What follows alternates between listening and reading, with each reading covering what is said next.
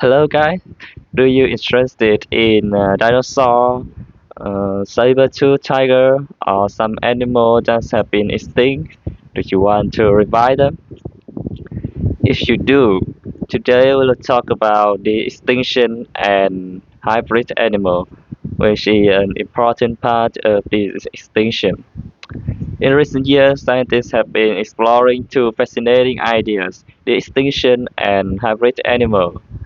The extinction means bringing extinct animals like mammoth or passenger pigeon back to life by using DNA and advanced cloning technology.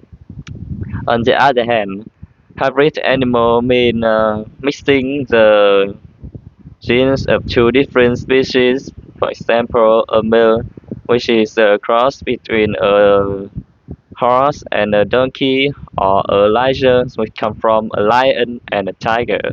Hybrid animal is also a way to revive extinct species. First, we examine the DNA of extinct animal, then compare it to a living one. Finally, we combine DNA of these two animals and making a new animal have both living animal DNA and extinct DNA. There are some clear advantages to the idea. The extinction has restored ecosystem that lost important parts. For example, scientists in Russia are trying to bring back the woolly mammoth to help slow down climate change in the Arctic by restore grassland. Every animal can also be useful. For instance, a buffalo, a mix between a cattle and a bison, can survive a harsher climate and still produce good quality meat. However, there are also serious concerns. The extinction is very expensive and we can't sure that the revived animal survive in today's environment, which has completely changed. The dodo, for instance, couldn't live without its island habitat. For hybrid animals, there are ethical and environmental risks.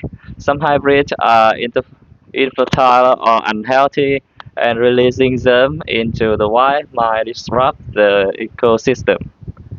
In my opinion, these technologies are exciting, but we must use them very carefully and very responsibility.